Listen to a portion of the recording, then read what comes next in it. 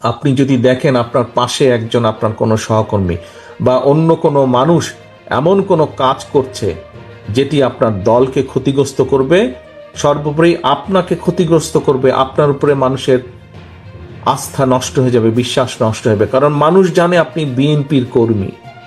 অন্য একটা লোক, আপনার অন্য কোনো সহকর্মী এমন একটা কাজ করবে যেই কাজে মানুষের আস্থা আপনার উপর নষ্ট হবে, আপনি কি সেটি করতে দিতে পারেন? সেটি কি করতে দেওয়া উচিত হবে?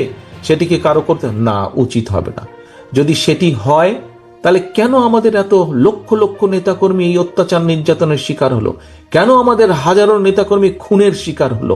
তাহলে তাদের আত্মদান্ত কি বৃথা যাবে না? আজ আমরা যদি এইসব অ্যালাউ করি কাউকে যে যাতে দলের ক্ষতি হবে, তাহলে কেন আমরা অ্যালাউ করব?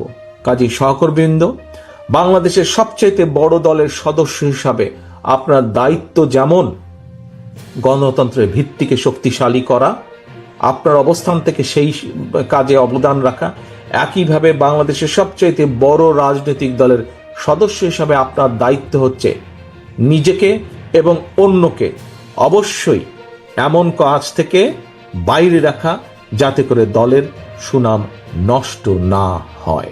সহকর্মীবৃন্দ, এটি আপনাদের সকলকে নজর রাখতে হবে। এই দায়িত্ব আজকে আমি এই পবিত্র দায়িত্ব আপনাদের এখানে উপস্থিত প্রত্যেকটি সহকর্মীকে আজকে এটা দিয়ে যাই, দায়িত্ব দিয়ে এখান থেকে যেতে চাই। এই দায়িত্ব আপনার, আমাদের সকলের, আপনার আমাদের সকলের এই দায়িত্ব। দলের সুনামকে যে কোনো মূল্যে আমাদেরকে দলের সুনামকে ধরে রাখতে হবে। যারা সুনাম নষ্ট করে তাদেরকে কোনো রকম প্রশ্রয় দেওয়া যাবে না। প্রিয় সহকর্মীবৃন্দ, আরেকটি বিষয়, বড় দলের কর্মী হিসাবে, বড় দলের সদস্য হিসাবে, বড় দল হিসাবে আমাদের আরেকটি গুরুত্বপূর্ণ দায়িত্ব আছে। মানুষ আমাদের কাছে প্রত্যাশা করে। আপনাদের নিশ্চয়ই মনে আছে, বেশি দিন আগের কথা না, স্বৈরাচার পালিয়ে যাবার পর দেশে কিন্তু 3 দিন কোনো সরকার ছিল না, বলতে গেলে কোথাও সরকার ছিল না। কিন্তু সেই সময় দেশের আইন শৃঙ্খলা হোক এবং তার কয়েকদিন পরে আমাদের হিন্দু সমাজের সম্প্রদায়ের তাদের পবিত্র একটি ধর্মীয় অনুষ্ঠান উদযাপিত হয়েছিল, পূজা উদযাপিত হয়েছিল। এবং তখন আপনারা প্রত্যেকটি মানুষ, বিএনপির প্রত্যেকটি নেতাকর্মী, আমরা কেন্দ্র থেকে নির্দেশ দিয়েছিলাম, কিন্তু আপনারা প্রত্যেকে পরিশ্রম করে সেদিন আপনারা আইন শৃঙ্খলা বজায় রেখেছিলেন যাতে কোথাও কেউ কোনো সুযোগ নিয়ে কোনো অকারেন্স করতে না পারে। বিএনপি সারা বাংলাদেশে, মনে আছে নিশ্চয়ই আপনাদের এই ঘটনাটি, মনে আছে আপনাদের। কাজে ওই যে 3 দিন সরকার ছিল না, তখনও আপনাদেরকে আমরা নির্দেশ পাঠিয়েছিলাম যে প্রত্যেক জায়গায় আপনাদেরকে জনগণের সাথে থাকতে হবে, জনগণের জানমালের ক্ষতি যাতে কেউ করতে না পারে সেই দায়িত্ব আপনাদের সকলকে নিতে হবে। এবং আপনারা সজাগ থেকেছিলেন, সতর্ক থেকেছিলেন। ফলে যখন কোনো দেশে সরকার ছিল না, যখন কোনো কিছু কাজ করছিল না, বিএনপির নেতাকর্মীরাই কিন্তু সেদিন দেশকে ধরে রেখেছিল, দেশের আইন শৃঙ্খলা পরিস্থিতিকে ধরে রেখেছিল।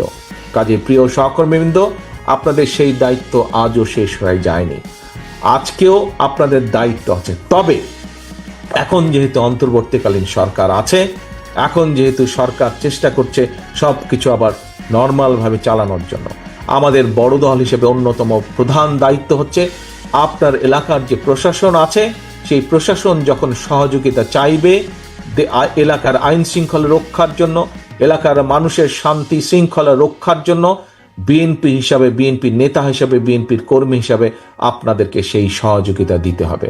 অর্থাৎ মানুষের প্রত্যাশা অনুযায়ী আমাদেরকে চলতে হবে, মানুষ যা চাই সেই হিসাবে আমাদেরকে চলতে হবে। গণতন্ত্রের ভিত যাতে শক্ত ভিত্তির উপরে রচিত হবে সেই ব্যাপারে আমাদেরকে সচেতন থাকতে হবে, কাজ করতে হবে। এবং আমাদেরকে আইন নিজের হাতে তুলে না নিয়ে প্রশাসন আমাদের সহযোগিতা চাইলে প্রশাসনকে সহযোগিতা করতে হবে যাতে করে এলাকার মানুষের জান মালের নিরাপত্তা ঠিক। সিনেমাতে, পত্রিকায় আমরা দেখেছি লগি বৈঠার ঘটনা। লগি বৈঠা শুরু করেছিল আওয়ামী লীগ, সেটার সিলসিলা এখন বহন করছে যারা মুজিববাদের নতুন করে ঠিকানা হয়েছে।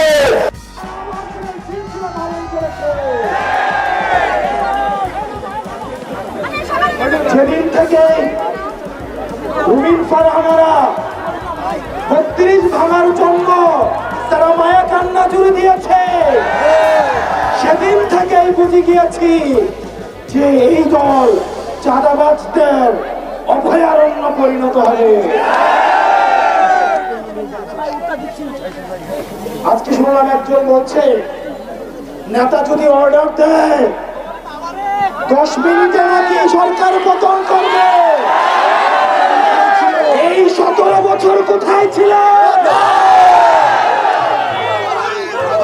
দেশ নেত্রী বেগম খালেদা জিয়ার বাসার সামনে ট্রাকটা পর্যন্ত ছড়াইতে আসেন না। আমি জনগণকে বলবো আজকের ঘটনাকে আপনারা মুড়ে মুড়ে আপনারা বিগ স্ক্রিনে মানুষকে দেখান, তারপর সিদ্ধান্ত নিতে বলেন যে পরবর্তী বাংলাদেশটা কোন চাঁদাবাজদের হাতে তুলে দিবে। প্রিয় তরুণ প্রজন্ম, আপনারা রক্ত দিয়েছেন। আমার এই ভাইটা চোখ হারিয়েছে। আমার এই ভাইয়ের কাছে জিজ্ঞেস করতে হবে। তারা বলছে আমাদের যেহেতু যতদিন না পর্যন্ত নির্বাচন হয় তারা যদি সরকার গঠন না করে তাহলে নাকি এগুলো অব্যাহত থাকবে। ব্যাপারটা হচ্ছে এমন, আমি চুরি করতে থাকবো, না হয় আমাকে বাসার চাবিটাই আমার হাতে তুলে দাও।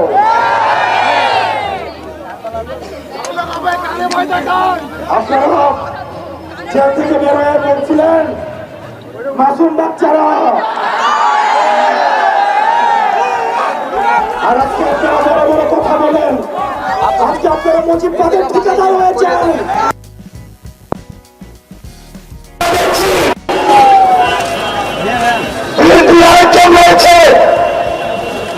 জয় বাংলা স্লোগান দেয় মাইক্রোগ্রামে। যদি বিএনপি করে জয় বাংলা স্লোগান দেওয়ার আগে তাহলে বিএনপি করার কি দরকার, আওয়ামী লীগ করা উচিত। এই পাটপাটদের জন্য বিএনপির ত্যাগী কর্মীরা আজকে বঞ্চিত, নির্যাতিত, নিপীড়িত। তারা এতদিন ধান খেতে ঘুমাতো, ঢাকায় এসে রিক্সা চালাতো। আমার বিএনপির ত্যাগী ভাইদেরকে, কর্মীদেরকে এই নেতারা, এই পাটপাটরা প্রতারিত করেছে, প্রতারিত করছে, প্রতারিত করবে। প্রিয় দেশবাসী, অনেক নেতা রয়েছে বিএনপি, আমরা বর্তমানে দেখছি তাদের গাড়িতে আওয়ামী লীগের সময় শুধু পতাকাটাই ছিল না, না হয় একজন মন্ত্রীর সকল সুযোগ সুবিধা তারা ভোগ করেছে। আমি চ্যালেঞ্জ দিয়ে বলছি, বিএনপির শীর্ষ নেতৃবৃন্দকে চ্যালেঞ্জ দিয়ে বলছি, প্রয়োজনে ফেস টু ফেস আমি ডিবেট করতে